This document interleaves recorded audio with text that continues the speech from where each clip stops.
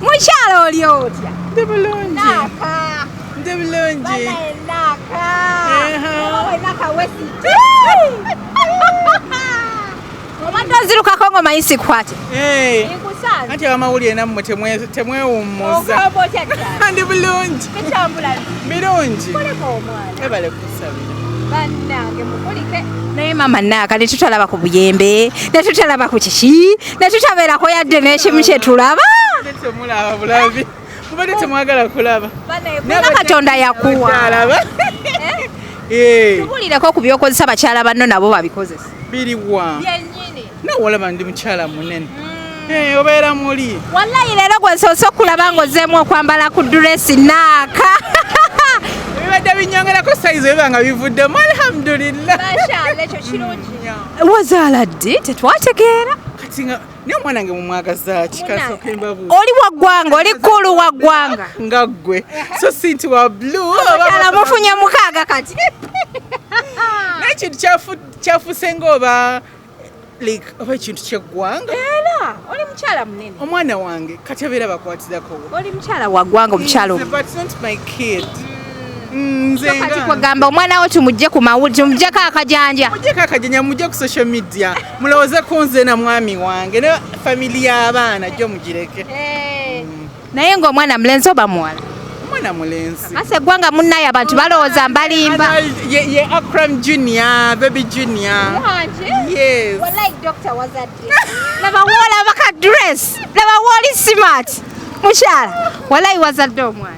Akasiza. Obadde manyi si bituufu. Kati nzija ddi okukwatako ku mwana. Amasimu gaalinga ganzisa okubula okunsa. Kulemu. Kasete omuteeke mu kamera. Sigenda muteeka mu kamera naye bye muleetedde nsi erina obbiraba. Bikwate ono. Bikwate then tugenda. Nze nafuukanga mama Fina ngabira mu kamera. Nedda omwana wange tomuteeka mu kamera ebyomuleetedde bireke. Naye ng'oli otya girl child agamba tawe balekuzayo Pretty Nicole. Pretty Nicole twamuzaayo. Pretty Nicole n'agenda kusoma ebyaddala businse bamwaddeko report ennungi. Bangambye ali very serious. Yeah. Wow. Agenda kusoza stand. Nalaba muyimbi Waiki Bena nga postinze n'akutaginga n'agamba nti ajati. Nga kubo bwannakawere. N'agamba nti nno oba oyagala okuyamba Pretty Nicole mujje mu kamera ajati ekyo kyogerako ki? Anti Pretty Nicole twamusanga mu kamera. Gomanyi bantu bameka betuyambye abatali mu kamera. Oba yitirivu nnyo. Kakati naye atuwulire ku baayamba. Tukitegeere. Ajati tokubye nnyo. Nedda njogedde mazima ze simanyi baayamba. Waiki Benda. Yaha. Nze simumanyi na maye by the quiz. Waiki Benda muyimbi wa ggwanga ajati. Ati sirinkale nzi byabayimbi sibimanyi nnyo. Sibimanyi nnyo. Okay. Naye kati n'agamba nti ki omwana mujje mu kamera oba oyagala omuyamba asome. Kamunna ng'omwana ku ssomero gy'ali. Mpozi ye waba ayagala agende mu classroom amutuuze mu kamera. Naye nga omwana gy'ali ku ssomero asoma. Tumusabire kye tusinga okwagala mwana oyo okusoma kubanga mwenna ebizibu by'omwana oyo mubimanyi. Era waba n'omwana wo mu myaka gya Nicole nga tali nga Nicole wabaze mukama. So omwana tulina omuwa support tumusabire tomanya nti oba enkya anabeera ate omugaso mu ggwanga. Ayinza n'okubeera promoter w'ekivulu kyani ekya Waiki Benda. Okitege. Naimba nyimba ki? Waiki Benda. Waiki Benda muyimbi w'amaanyi ndozo obuyimba kyetaaga mbugire mbukusindikireko omulinki ogwo. Bumpeerezeeko bambi nsobole omulakozi simumanyi. Yeah. Okay. And honestly simumanyi. All right. Yeah. Kitegedde ajati naye bannaye ajati. Olabise bulungi obwannakawere. Sweet party. Only sweet 13. Hello. Wala osaze ka wait jaji. Mashallah. Ekyo kirungi mashallah. Kati ebintu by'aba girl child ajati bituuse ku ki? Balwa bonna. Abaana b'oyamba. Abaana gye bali mu masomero basoma. Abaana basoma. Ne ku university. Messages nfuna nnyingi abakyala nga bagamba njagala clearing ensonga eno. Abakyala nga bangamba Adija nyamba nina abaana 5 ngambira ku Dr. Kulthum ampe ku fees akole bwati ajati ogaba fees. Nedda sigaba fees wabula nfuna bursaries. Nfuna bursaries. Yeah. Atamanyi bursary omuntu owa wansi ayagala okuyambibwa kimunnyonnyole. Funira amasomero ag'essente entono. kati wobeera nga gwe tolina yadde 10 kyoteeka mu mwana wo advise omuteekate mu nearby government school naye ng'ate nageera gaba gajja kusabayo era bwe tegajja kuliisa mwana wo kitegeera so abakyala basingle mothers bakeere bakole tubeeremu n'akasente kati ne baba bakugambye nti essomero lya mitwalo 5 ng'osobola okukola ki okuziwaayo kubanga okubeera successful tekitegeeza nti oba wasomera mu ssomero lya miliyoni 2 bwekikulu beera n'ekibaluwa kyo omukisa gusanga yeetegese yegukwatira eyo nsuubira ndooza kino abakyala mukitegedde message zajja tizinzita noweesanga omukyala gwe njagala oyambeko gwenna omunoonyi gwenna kutaaginzemu omukyala olina abaana 5 omwami wo oba yafa nsaba tumunoonyeko ninayoko ow'abaana 5 azze oba yooyo wokaleere tambulidde kaleero waawa nonalabye weekaleere ono abadde n'enamba nga yattake kati wettake lwakitaweerera baana agambye mbu byakola asiba bikutuka tunamuwuliriza naye muwadde enamba yayogeremu naawe kyova olanjagadde olwaleero mu sho abantu oba nyinyonnyola amazima amatuufu bategeere ku nsonga ya fees yego omwana tumunoyiza bursary from primary level paka ku university nti amasomero ba institutions ng'ojja kubayo akasente katono osobola okubeera ng'oyambibwa osobola okuba baba bakuyambye kati osanga essomero nga omwana owa bulijjo asasula 9,000 kati nga bajja kugamba leetayo 35 oba 4 babeera tebakuyambye babakuyambye bannaye ajja ati inginiya ali atya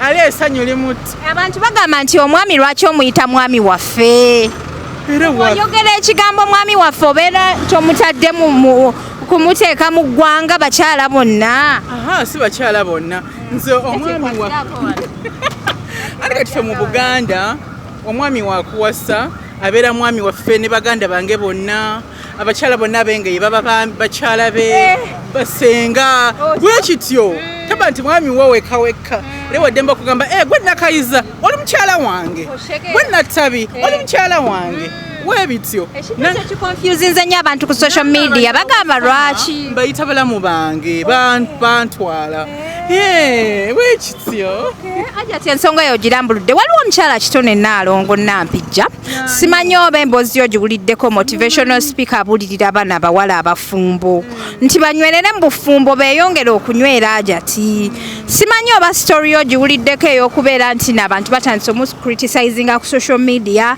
bagamba mbu byabuulirira abawala nti ye talina musajja abijjawa ajati omuntu okubuulirira abafumbo olina kumala kuba na musajja nedda si we kiba olw'ensonga abantu bano oluusi aba yafumbirwako oba ne bimulema kati nagamba munnange nti tokolanga ABCD kijja kufiiriza obufumbo kubanga oluusi aba yakola ki aba yakiyitamu so toyinza gamba nti ze tombuulira kuba toli mufumbo kati gweotunuulira amagezi gakuwadde oba ddala gali applicable badde nsaba osisinkaneko ku mukyalo oyo kitone Nampijja simumanyi somukutuusaako ojja kusooka omuntuuseeko mpene profile kati agenda under depression abakyala abali single n'abakyala ba second wife bagenda kutta kitone Naalongo bivumo bisusse nti yababuuliriranga nga ate talina musajja yawanga amagezi abakyala nga talina musajja abakyala bakendeza omukyala bamuleke nedda tebamunyiigira leka yali abaagaliza gemazima badde nkusaba ajati ozzeemu omukyalo oyo amaanyi kuba omukyalo oyo yeyita kansala alabika alina dream ate ffe tuliwo okusapootinga abakyala bannaffe kati ajati ani afumba ebyenda inginiya wange yaganye okunfumbira ebyenda yampadde pics nimugana ensenga kati nze mbadde naye ogenda kumpa katoko ka byenda bwana ebyo byayita byakoma byali kubaliba Prince Anwar mu guno Mulenzi mulya pizza nazireeta amabeere nensenga tali serious nenga bwe kityo bana yaja ti weeyagala nkole ki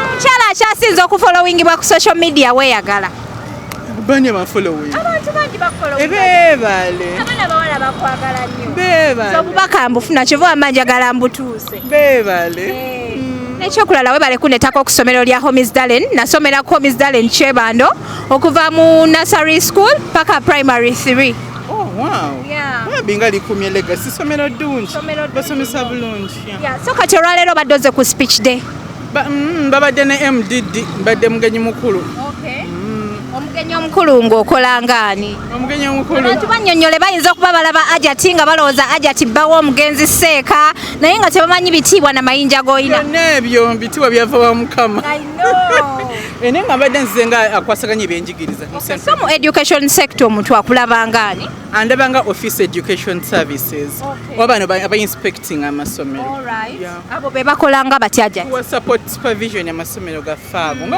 wompulidde ennyumya nti wenzija wano ndaba kano nendaba kali naye bano bantu balunyize bulwenzija bansanyusa abagabugamye mwongeremu amaanyi baba bayonjo abasomesa tuyinza basanga mukayembe nga bali ku lugambo babeera munda nga basomesa baana banaye ajati webale tubuuzaako sibula abaana abawala obakubirize ne kye balina okubeera nakyo ajati lidako nga tetunagenda shower nga tetwagiraba jati wali onsuubira nze neyambule mbulokuba nazadde mbusiba ngenda kuzaala baby shower toyina kweyambula ne byekuba ebifaananyi nga balaga sima ya bampu sibitegeera bulungi ebintu ebyo gyasako binyinyonnyole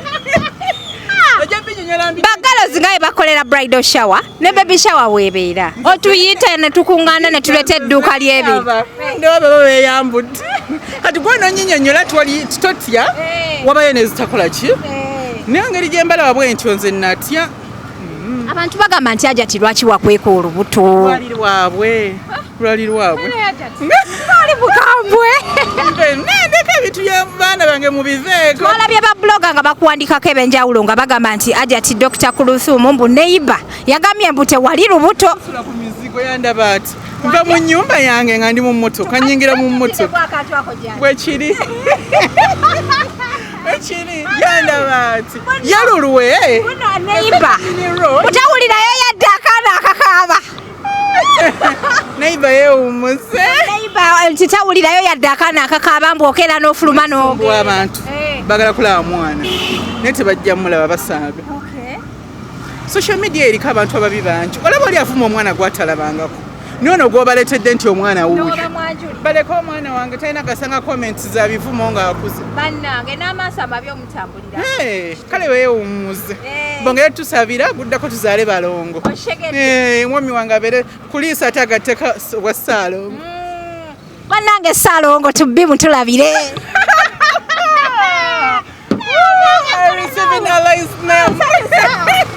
salongo tubbi mutulabire mukwano nja mubalabira nti yebale kukuuma yebale tokosa kyenda nja mubalabira kuzaala ekyana ekirungi kati erinnya lya bebi yani ng'ogyeko annual junior ati ye Akram Gumi stories bonna gakitaawe yagatutte tulina muyita linnya lye kasali banga bafanaganya ne dad tulina muyita junior temwayagadde kwekooya nga twekooya biki nga teryo likyali awo ajati abantu abakucriticinga ku social media bagamba mbu wejjeeko erinnya lya Sheikh Muzata mbu biki be baali ntuuma be nabo betuumaga babbaabwe ati bo bawadde levo leero lize tebali ntuumangako kati nze banneesonyi bandabe bulabi bannange tuweereyo abakyala abatalina bakufumbirwa nga nze akagambo ekisooka njagala otereeza ennyambala oyambala bubi nkulabye leero ku gundi Facebook era mbadde nakwata kubamu ku kibooko ngaweeyambudde wena ne ngamba ono yaddeejo siddi neddako kabadde kafaananyi ka muzungu sinze seriously nze mbadde manyi yekange nenteekawo naye njagala era obikewo mutwe kubanga osaala bulungi naye ennyambala nekyakoze eki kati gwe sooka oteeza ebyennyambala naye kati nabawala abalala ebirungi biri mu maaso as long as okyali mulamu katonda aleeta omusajja anytime mama nabagereka yatugamba she got married at 38 yes yayogera ku bwe yali alonkiga aba akatabo ke so munaye tobeerawo n'ogamba era bannange nze unsi enkomye uno ndi 35 biki nedda you take your time Allah ajja kuleetera omuntu abanga yakikuwandiikako omuntu ajja ati abakyala abavuma bannaabwe obwamalaaya obagambako ki abakyala bayitiridde okugira okuvuma abantu obwamalaaya omuntu akulaba olina ku ssente okola oyo malaaya anti oba aba ayina ekyejo tamanyi nti wokola ofuna ssente okukola nokuli mu ssente bamanyi nti bo okufuna ssente olina kumala kutunda bintu Nize nga simanyi yo muntu yagagawala mbo yo mugagga nnyo yali akola bw'amalaya.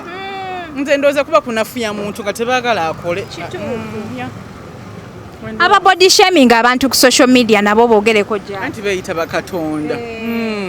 Ne batujjako self confidence. Nze nagamba munnange nze abo bo.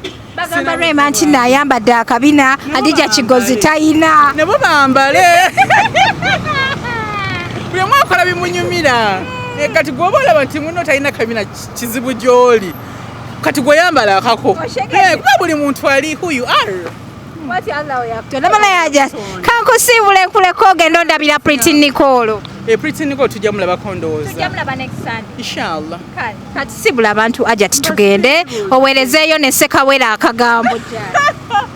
Basiibudde mwenna batulabako goodbye. We love you. Mwabale kutwagala tufollowing. All right, that's super amazing. Neyanzanya ajati. Weeraba kankulabe ng'otambula naaka. Assalamu alaikum.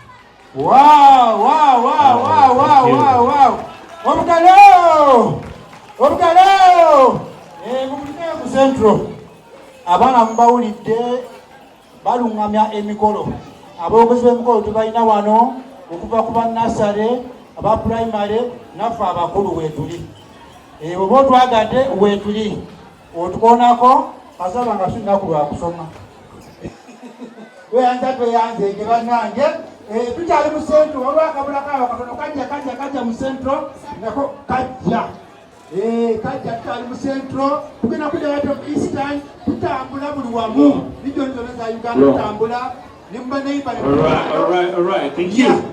Now, hold on. Yeah, I don't know whether P6 yellow is around. So, our chief guest tonight, it is your turn, you're most welcome. Okay, thank you.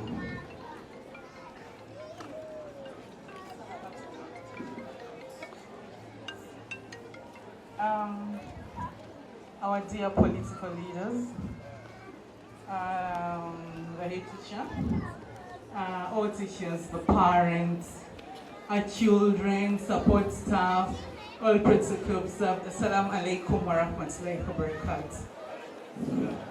God is good all the time. Abandako for the first time, my name is Dr. Hajat Kulthum, Nabunyagu Mysteries. Omukyala w'omwami asinga eriisombwazi. Ndi wano nga Office Education Services, Kampala Capital City Authority, nga ndi Inspector of Schools. Musonyiwe natuseemu a little bit late, because normally standing wa mwami wange, but because of Homesdallen, I had to be here. Okusooka abazadde mbeebaza okuba nga mwatuwa abaana. You've kept children in school. As I was coming in the morning, twasanze emmotoka nga nyingi, oba namwe muzirabye abaze later, nga nyingi nnyo ne ngamba we mbadde naye ti nina nasomera abazadde baalyo bagagga nga ndabazi V8 ndabye Kruger ne ssebo nga nziyitamu nze mugenyi mukulu ne ngamba okusoma nno kuno kulungi kuba olaba nze mugenyi mukulu lwaki kuba nasoma era abazadde mwebale kusomesa abaana oba oli osenga saasoma sandibadde mugenyi mukulu honest nandibadde mugenyi mukulu kuki but because ndi beautiful with brains omukyala alina degree 3 kyokolaba ndi waneeno abazadde baffe abalungi. I want to commend essomero lino likola omulimu mulungi. Wallahi, thank you so much. My last time I was here, nasanga deputy head teacher ng'avayo waggulu najjanga sa namugamba ngosa bubi andi va ku inspecting abasomero baneeno batichers ba supervising sijjanga ko wano nesanga class yonna ng'abaana bali unattended to. We normally go to schools oku inspecting ne bakuleka ku gate yawo uze kyekiri munda kumbe head teacher yagamba scar nti walaba TX ya Dr. Kulthum oba eri hunda eriko Dr. Cool omwami gyampa kwanjule nga bakusibirayo. But Homesdallen, thank you so much. We are so proud of you. Basomesa bulungi abaana PL they excel. Ate mwebale okubanga mwenhansing abaana baffe ebya talent kubanga munange ebyensi eno tomanya omwana ayinza obutaba excelling bino ebya academics nate talent nekola ki nemubeezaawo nolanga afuna akasente ke akalungi ennyo. Nebaza our teachers mwebale kusomesa abaana bambi. Abasomesa bano babeera ne sleepless nights bali mu scheme of work lesson plans basoma butabo nga baagala abaana baffe abe nga bane future ennungi. But trainers, bannange nze bantrainingidde okwanjula. Omwana omulenzi mumulabye ne vibe. Omwana avayibiza ekintu ne ngamba ono najja kuwasa ono tajja kubanga bali abeewunza abamalira abaana baffe obudde. I really enjoyed byonna mwebale nnyo mwebalire ddala. Bane ba matrons balungi mwenna abalina wano abaana mu kisulo ba matrons mubalabe mwaka enjawulo. Nze ngendayo ku inspecting ala dormitories nga teri yadde kasusu ng'omanya abaana abato bafuka bubulizi naye nga buli wamu wali clean era bannaye n'abeebaza n'akomawo. Bane, thank you so much. We are really proud of you nga Education Directorate. Mama Nabagereka yasiimye ekisaakaate kibeere ku Homesdallen Gayaza. Mwe mukola omulimu omulungi. Kale mwebaani, you know. Kakati abazadde mwenna abali eyo mukunga abaana bagende eri ku Homesdallen Gayaza balete abaana bayigiye empisa ennungi. Mu masomero gonna ekisaakaate eky'omwaka ogujja kyagenzwabwe olw'omulimu omulungi gwe bakola. Kyamanya bawaddeko obujulizi nti abaana bano bampisa, teri mwana yali abuze kikomera n'akola ki n'agweri, meaning nti banemulaga ekifaananyi ekirungi mu community. Mbadde nsaba n'obugambo obwo nkome wano eno gambaagaliza abazadde baffe abalungi Mukama abongere ssente mube nga musobola okusomesa abaana. Headmaster ayogedde ebintu birungi nnyo, mubeere nga abaana baffe mubateekateeka ng'abaana mubayigiriza emirimu baleme kubeera nga tebamanyi bifa mu nsi, kubanga muneerera owooli enkya toliiwo toyinza kumanya oba basisters bo balifa ku baganda bo ng'ogenza. Last time nafuna wano omukwano gwange, nafuna omuzadde mukwano gwange Dr. Kaggwa, oba waali oba yagenze simanyi, oba ne leero naafunayo omuzadde mukwano gwange ne bantudde wala mudde sina gwenyumyanyumyako naye njagala nnyo ebyokukola emikwano naye kasubire wenna banfuluma wali naafuna emikwano. Baninsaba nkome wano omwami ndaba nkubira akasimu mbaagala nnyo. Assalamu alaikum warahmatullah.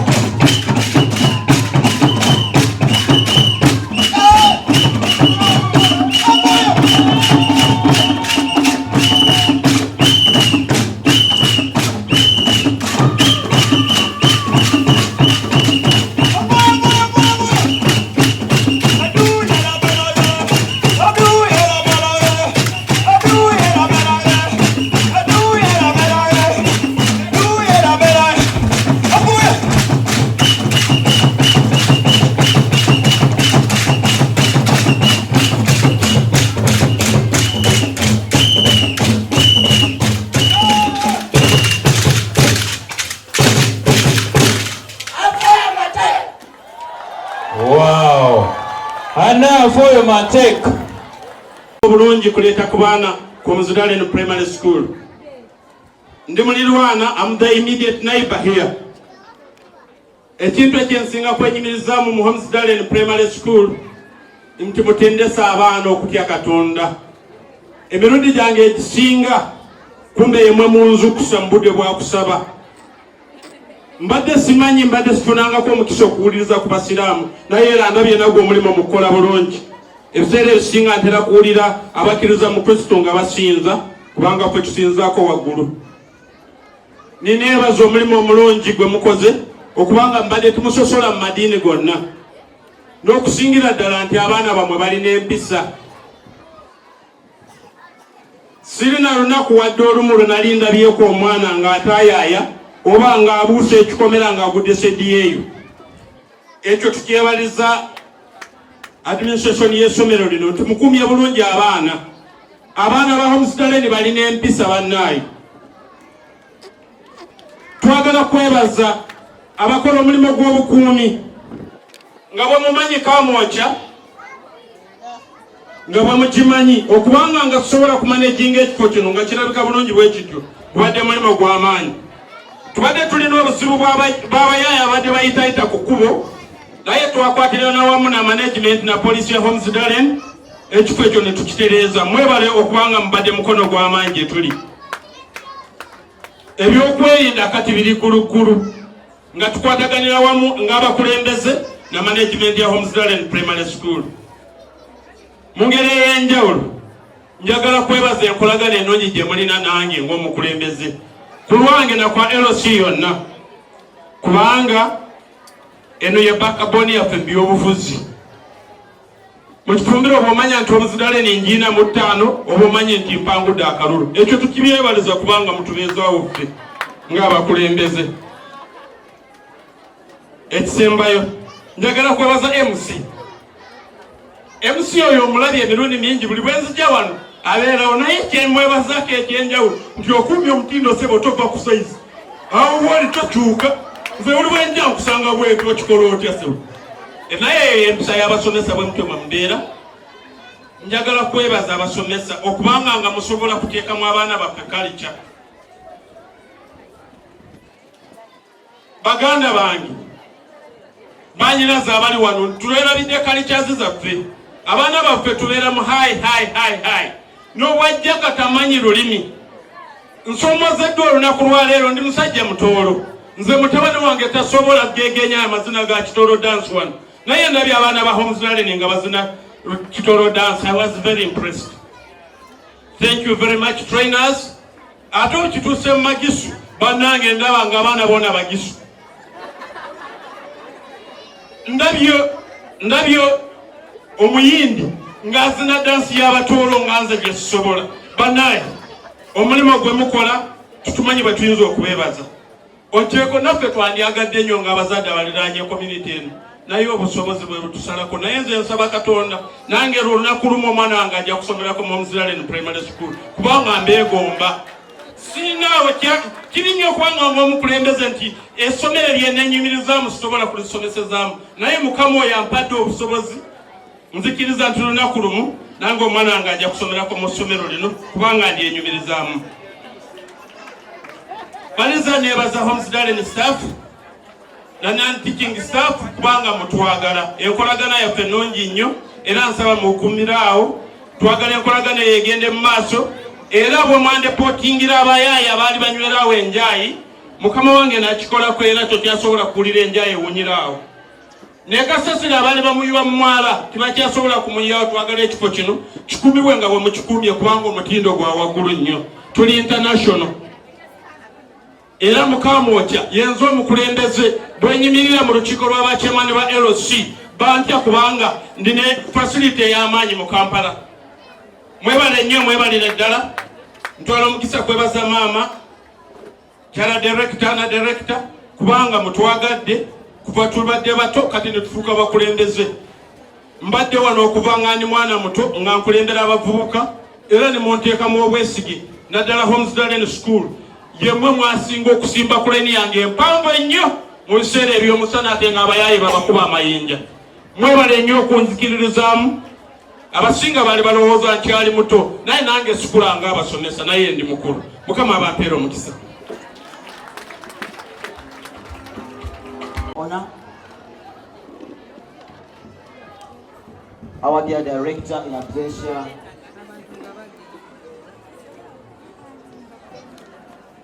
Mrs. Mukalazi, our resident director, our dear parents present today, our dear children, our dear teachers, ladies and gentlemen, I wish to take this chance to welcome you to this place. This is Homesdallen, Kamwokya. I want to thank the Almighty God for all that He has done for us since this year started. It has been so long since the year started, and here we are. This is a very special day for us. We thought it's so important to give back to you, our dear parents. In other schools, such a day, parents are made to pay to attend and see what their children present. But here we are giving back to you because you love us. I want to thank the Almighty God because in the morning, I got worried when I saw some dark clouds up there. But as the MC said, that the Lord we serve is a Lord that listens to our prayers. Where the rain went, nobody knows. So our Lord is living, He's not dead. Thank you. This morning, we had a very good kind of entertainment. I want to thank teachers. You know, at Homesdallen in Kamwokya, there are values that we follow. In the first place, we value discipline. Our children, as our head girl told you, are well behaved, and our LC chairperson also said it. We also value God. Our children fear God and respect God. We thank our teachers because at Homesdallen in Kamwokya, if you want to have peace with us, as a child, you must be well behaved. Because we believe that a child who is not disciplined is very hard to teach. Dear parents, we thank you because you have been with us. You have supported us in very many ways. But all that we have done cannot be done by one person. Allow me therefore introduce to you the staff with whom I work here. My name is Kasibante Ronald. I'm the deputy head teacher in charge of curriculum. Our dear head teacher, Mr. Chimbugwe, is not with us. He's in hospital, but pray for him. He will join us soon. Mr. Etok James is another deputy we have.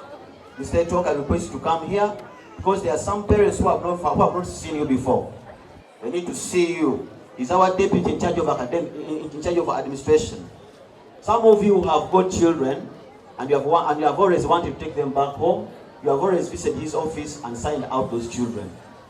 His name is Mr. Etok James. His office is right there.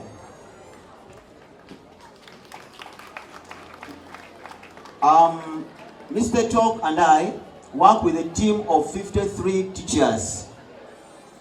It's a big team, a team of qualified, formidable teachers. We don't have any unqualified staff here. We don't have LOTs, no. All the teachers we have here are qualified, some of whom have diplomas, some of them have degrees. So your children are in safe hands. The teachers don't work alone. We also have a team of mothers we call matrons, as our daughter said. They do a good job down there. They look after our children, and besides the matrons, we also have a team of 14 cleaners. This school is never dirty. I think that one is not a lie. Every time you come here, the school is very smart, very clean. Even our place of convenience, if you have been there, it's never dirtied. We don't say dirtied, we say dirtied. Okay? I think you have learned that. The past tense of the word dirty is not dirtied, it is dirtied. So, we have a team of 14 cleaners who help us maintain the cleanliness of this school. In the kitchen, we have 7 staff, 7 members who prepare our nutritious, delicious meals. Our children told you, in Uganda they say, Siria alaga mubiri. You saw our children. At the gate, we have security personnel who look after our school day and night. Since we have boarding students, we have those gentlemen and ladies during the day and at night. Being a boarding school, Mr. Eto, myself, our director, our rector, and all teachers arrive here as early as 4:30. Children wake up and find us here. They go to bed and leave us here. Why? Because we have to look after them very well. And before we leave, we ensure that we have enough security personnel in and around the school. We are sorry sometimes we have blocked you from coming to school and access the children because we have a program we follow. So we thank you because you have entrusted us with your children, and I think we have tried our best to look after them very well. But as you know, as much as you have supported us, we need more support from you. You have done a good job. In these times, you know very well, money is very scarce, but you have tried your best to pay fees. Even as we talk now, almost every one of you has cleared. We thank you so much because we know money is not there. But the excellence of our children is known to the shoulders of teachers alone. We have already said, excelling a child is done in 3 bits. It's a trio. Trio means 3. The child is on top, supported by a parent on one side, and the teachers the other side. So the teachers and the parents form the base for this child to excel. So the base has to be strong enough to support this child to excel. So you parents, our dear parents, and the teachers should work together to support our dear children to get the best from them.